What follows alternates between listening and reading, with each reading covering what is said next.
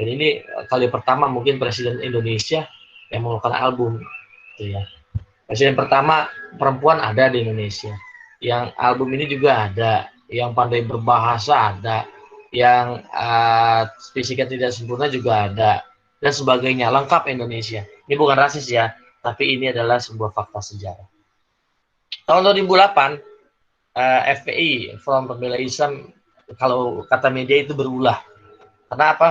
Dia melakukan penyerangan terhadap aliansi kebebasan beragama, udah salah ya, tahun 2008 saya pernah menulis kisah tersebut di Monas, dia dipukul dan sebagainya. Itu ada videonya, boleh dilihat di YouTube, ramai. Ketika itu Habib Rizik Syihab tidak ada, kemudian karena organisasinya pimpinan dia dan diyakini bahwa dia akan tahu atau sudah tahu, akhirnya diajak komunikasi oleh pemerintah. Ingat, ketika itu SBY pemerintahnya dari beberapa literatur saya baca, dia pandai berkomunikasi. Akhirnya HRS diajak bicara sebagainya, masukkan pengadilan, dia dipenjara. Tidak ada demo, tidak apa-apa.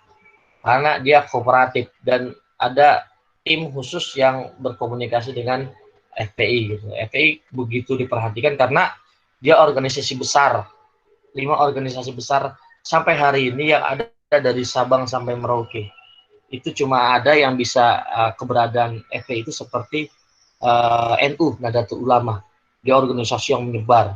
Dan setiap ada kejadian bencana, dia selalu datang. Tahun 2004, tsunami itu mereka ini organisasinya datang sana sampai berbulan-bulan.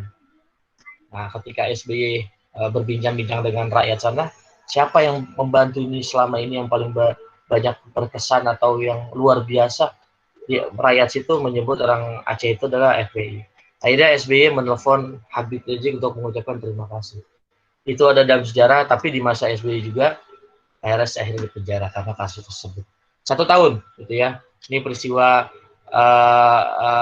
bisa dibilang besar lah ketika itu, di tahun 2008. Yang menarik lagi, prestasinya lagi, selain kekurangannya ya, di zaman BSBY itu BBM naik.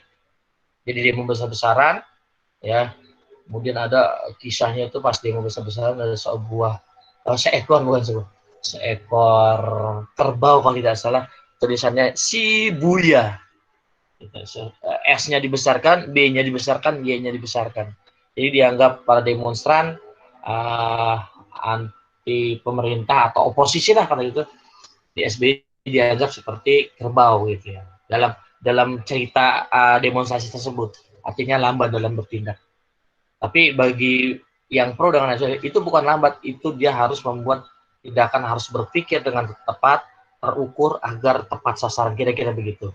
Dan itu dialami pada zaman SBY. Dan menariknya, mereka pendemo tidak ada yang ditangkap. Karena SBY itu terkenal dengan tentara yang reformis, yang demokrat sebegitu tingginya. Jadi kalau ada yang demo-demo dia didiamkan saja. Karena dianggap ini adalah sebuah proses demokrasi. Mungkin kalau itu kesel kali ya, tapi dia sebagai negarawan dipersilakan seperti itu. Nah, ya di sini bom-bom juga ada ya. Kemudian GAM, damai, ini prestasi luar biasa lagi. Ini dianjungkan jempol oleh dunia ya, di zaman pemerintahan SBY. Namun dalam teknisnya itu yang yang berperan besar adalah wakilnya ketika itu Yusuf Kala. Jadi setelah GAM, setelah tsunami tahun 2004, kemudian langsung dalam operasi senyap, ya, artinya tidak ada media. Yusuf Kala sebagai wakil presiden lari-lari ke sana nyari pimpinan GAM, ayo kita berdamai gitu. Walaupun ini sudah dilaksanakan dari presiden-presiden sebelumnya, tapi dari beberapa literan saya baca, GAM dari pihak GAM itu mengakui pada zaman Yusuf Kala tuh keinginan untuk melaksanakan perdamaian begitu tinggi, penghormatan begitu bagus, akhirnya GAM yang selama ini galak dengan pemerintah Indonesia akhirnya lemah, lembut, akhirnya mau berdamai. Kira-kira begitu ya. Luluhlah hatinya gitu. Akhirnya setelah 30 tahun perang dengan Indonesia, GAM itu akhirnya berdamai. Kalau tidak salah, bukan tidak salah, tepat memang 15 Agustus tahun 2005. Itu peristiwa itu mendunia karena proses perdamaiannya di Helsinki, Finlandia, itu disaksikan reportase Al Jazeera, BBC, sebagainya ya. Dan kita dihargai benar, diberikan aplaus sebesar salut sedunia itu, karena jarang konflik puluhan tahun itu kemudian bisa berdamai. Jarang. Bukan nggak ada ya, jarang banget. Yang ada masih terus berlangsung. Ya. Kalaupun ada sebentar damai, perang lagi. Lalu ini tiga, ya. Tidak ini, dari tahun 2005 sampai sekarang tidak pernah perang lagi. Berikutnya, itu periode pertama, yang ini periode kedua. Ketika membuat kabinet Indonesia Bersatu, dia nggak menggunakan tambah satu gitu ya. Karena dia tidak tahu kalau bakal berkuasa yang kedua kalinya. Akhirnya berkuasa kedua kalinya, dia kemudian menggunakan kata kabinet Indonesia Bersatu 2. Ya. Berikutnya, di dalam pemerintah SBY ini terjadi apa itu? Korupsi ambalang. Wah, nanti kamu lihat ya. Itu ada korupsi besar-besaran. Nazarudin. Banyak ya. Pokoknya kalau nanti kau baca, kamu lihat, luar biasa ini. Korupsinya besar-besaran. Kemudian terjadi kekerasan agama ilegal. Ini peristilahan yang menyebutkan ada aliran kepercayaan yang di luar negeri boleh, di sini dihidupkan, kemudian dilawan oleh golongan Islam, terjadilah kisruhan. Nah, BPJS, ingat BPJS itu ada sejak tahun 2011 di zaman SBY.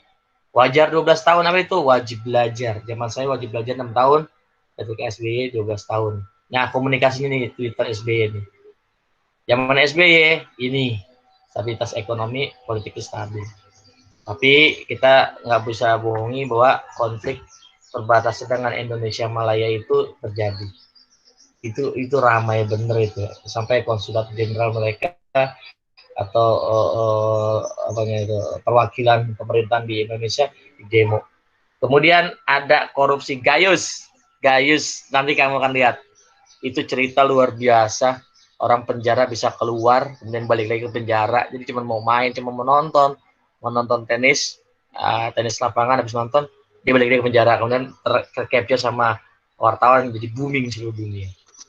Berikutnya adalah pemerintahan Jokowi yang mulai tenar tahun 2012, ya, membawa mobil dari Solo ke Jakarta. Jadi dia ini jadi presiden memang sudah ditata dengan rapi, diangkat oleh media dari tahun 2012. Jadi gubernur DKI, baru 2 tahun jadi gubernur DKI, pindah nyalon jadi presiden dan menang. Ya, presidennya Jokowi Widodo memimpin sebuah kabinet kerja. Fokusnya infrastruktur dibangun, gitu ya. Nah, perhatikan di sini, perhatiannya luar Pulau Jawa itu sangat tinggi karena diyakini bahwa kalau pembangunan di Jawa sudah baik, di luar Jawa kurang baik, jadi dia fokus luar Jawa. Kenaikan BBM, nah ini banyak. Nanti kamu lihat lagi ya, kenaikan BBM bukan sekali 2 kali. Kemudian di zaman Jokowi juga banyak hoax. Ini perang hoax ya. Jadi akhirnya kita pemakai media internet itu kadang bingung, ini yang hoax, yang mana yang tidak hoax, mana jangan-jangan hoax jadi benar atau yang benar jadi hoax gitu ya. Kemudian ramai juga ada penghinaan terhadap agama tahun 2016, 2017 menjelang pilkada, itu luar biasa, sebuah peristiwa yang mendunia. Nanti kamu bisa lihat lagi. Dan zaman Jokowi ini terlihat betapa media sosial amat penting ya. Media sosial penting, TV termasuk, terlebih media sosial dalam hal ini mulai itu Twitter, mulai lagi yang namanya Facebook, kemudian lagi Facebook duluan ya, kemudian lagi IG dan sebagainya ya. Kemudian di zaman Jokowi, kalau tahun 2019 HTI dilarang, Hizbut Tahrir Indonesia dilarang, tahun kemudian FPI dilarang. Jadi tapi sekarang masih ada sih, biasanya mereka kalau ada bencana datang duluan. Kemarin juga ada namanya FPI, jadi Front Pembebasan Islam atau apa ya, dia tetap ada deh, karena dia fokusnya emang untuk nolong. Akhirnya ada juga itu. Ini yang ini berdampak kepada pemimpinnya Habib Rizik, itu akhirnya ditangkap sampai hari ini ya. Tahun 2020-nya nanti lihat sendiri kan, itu belum berakhir ya sampai sekarang, maksud pemerintahannya. Kita lihat apa yang belum dibahas di sini. Nah, ini banyak. Nanti kamu akan lihat ya, ada hukum, ada HAM, reshuffle, kehidupan dunia maya, ya, kehidupan dunia sosial. Biasanya maya itu berhubungan dengan sosial. Masih ingat dengan kampret, kemudian masih ingat dengan cebong. Nah, itu ada situ. Utang luar negeri, kekerasan, ada bom, teroris.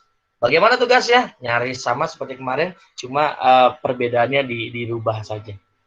Oke, saya kira cukup sampai di sini. 12 IPS 1. Selamat belajar, selamat mengerjakan tugasnya.